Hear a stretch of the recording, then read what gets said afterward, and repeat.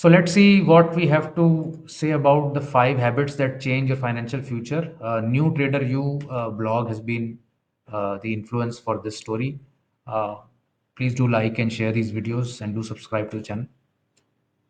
So market participants have surged in retail participation in the last half a decade.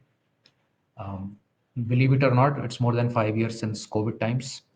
And the surge is particularly seen in short term trading, in chasing small caps, in IPO and pre IPO unlisted firms, futures and options for sure, and some news based trading also.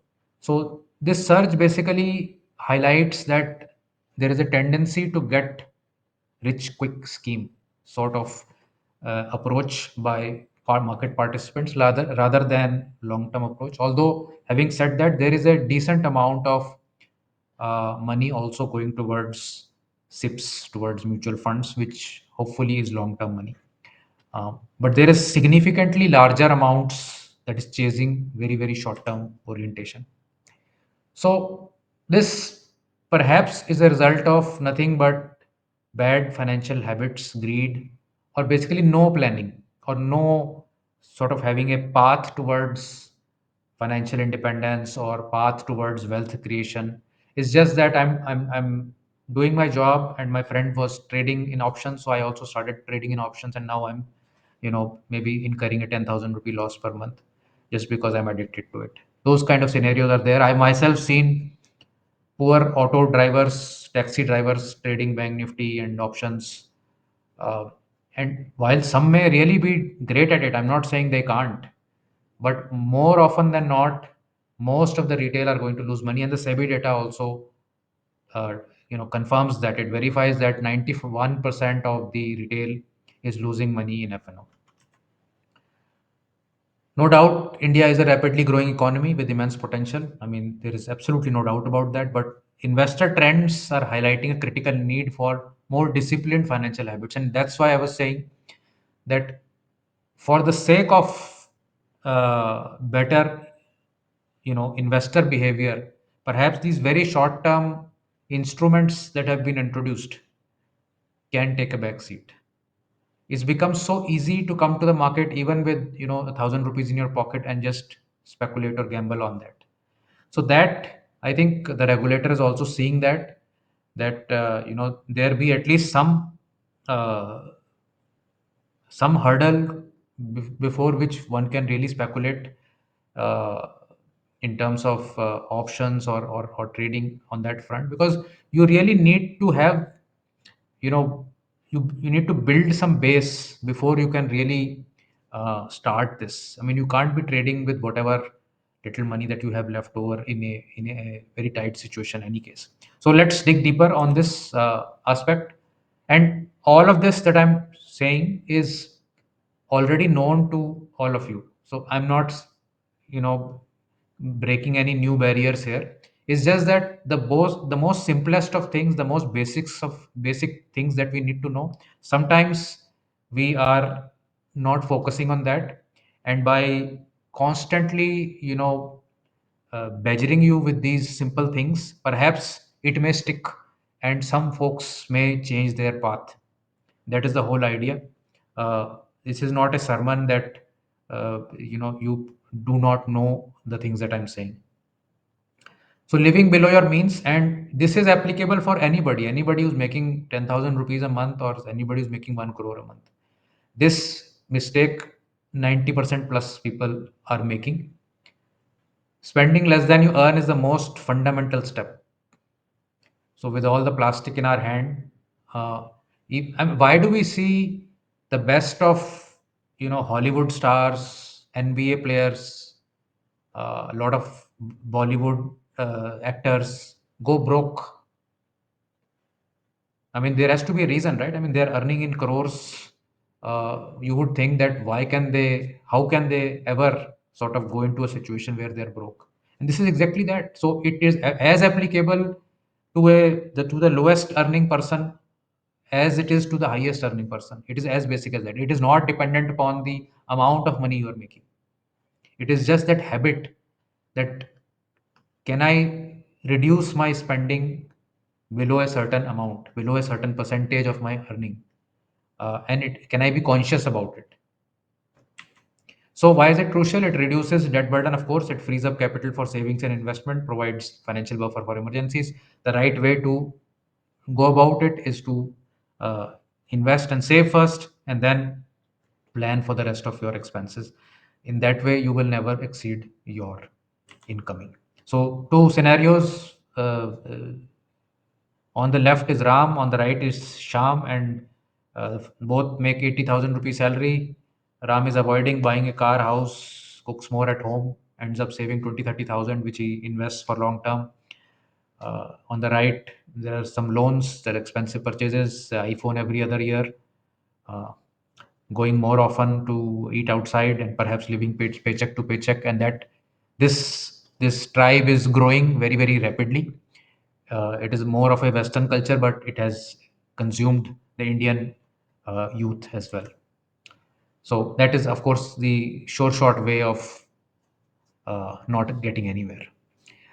Investing early and consistently. So timing the market is not important. A lot of folks focus on timing the market, but that we have seen, and we've done so many studies, that even if you were to start at the highest point of the market in the last 2 decades, last 10 years, and you were consistent in your approach towards the market, that timing of your start did not matter. Over a period of time, you made decent returns. Regular disciplined investing allows money to grow exponentially. Let's see how. So again, two players, A and B. A is starting at the age of 30 with 5,000 rupees. Uh, Expected return, let's say 12%, time period is 30 years. He invests 18 lakhs, estimated return 1.3 crores, total value 1.5 crores. B starts late at the age of 40. He enjoys 25 to 40 paycheck to paycheck, and then he realizes at 40 that I have nothing in the bank and I must do something now. So he starts to invest 10,000 rupees, again at the same expected rate. Is able to do 20 years because he retires at 60. Invested amount is 24 lakhs, which is significantly more than A. Estimated returns is 67 lakhs. Total value at the end is 91 lakhs. Now, whatever that value means at that point of time is not the question. The question is that this disciplined approach, which A had for 10 additional years, gets him much farther ahead in the game. Of course, there is a balance and give and take. I'm not saying squeeze your money so hard that you're not able to enjoy your life, but find a balance where there is. This is most important. Actually, this is something that I myself in my career at various times, even when I was running a good earning business, always tried to build multiple income streams. So, because relying on one single source of income can get risky. So you need to have diversifications, and we need to develop skills to even if you have a second earning which is like 10% of your core earning, that is all right. If you have a third earning which is like 5% of your core earning, that is also fine. But just that there are sources which can develop over time. Who knows, you may have a better skill in that area, for instance. So diversifying your income sources provides greater financial security and accelerates wealth building. So like I remember, and I can give you my example. I was running a broking company, and then broking was very slow. So I started a BPO company in 2000, 2001. It didn't last too long. That's a separate matter. But I started with that. Then I started a third source of income by, offering some value add to my customers, and started a trading program there.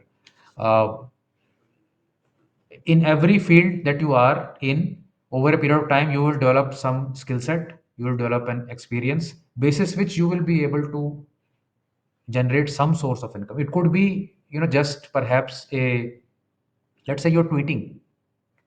Twitter is going to give you, some returns if your account gets popular. If you are having, let's say, YouTube channel on the side, let's say you are making a YouTube video every week, and your content is such that attracts, new followers, and there is the value of the content is there. You will start a YouTube earning, and so on and so forth. Or you could write for a. There was a time I was writing for some newspapers. They used to send me some money. These are small streams, but just try to get more sources of income.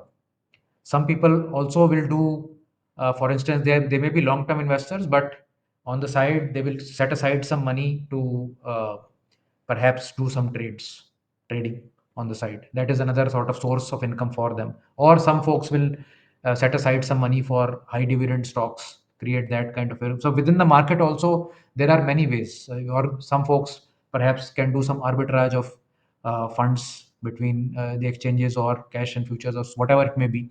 So different sources of income can get made. Yeah, so basically primary job, rentals is another one. I mean, as you basically go up your uh, wealth curve, there may come a time where you bought your house, you're paying EMI for that, and then you have more surplus to buy a small office perhaps which you can rent out, some things of that nature. So, opportunity to explore passions and develop new skills, transition from active to passive income. So, we must keep on doing this, and there will come a point of time where perhaps your primary job may not be your biggest earning. That is possible in some cases. And at that point, then you have a great flexibility of checking that primary job and doing what is making you more money. So I know so many folks who are in jobs, but they will try some side kick, uh, some side hustle, some maybe partner with some friend and do some side business which requires only few hours of their time as a consultant or a co-founder, things of that nature. Some risk taking has to be done to achieve something. I've already gone through this. So freelancing, digital ventures, rental income, many of these can be done. The fourth habit that you want is to think long term. Um, Long term goals are perhaps for your children's weddings, perhaps for their education, perhaps rebuilding your ancestral home. All those long term goals could be there, you know, uh, and that may prompt you to think long term about your investing also, and not just very short term orientation. This is the most important part, is to continuously sort of uh, rebuild yourself, investing in personal development. So like just today I tweeted that I was doing a morning walk with a friend of mine just this last Sunday.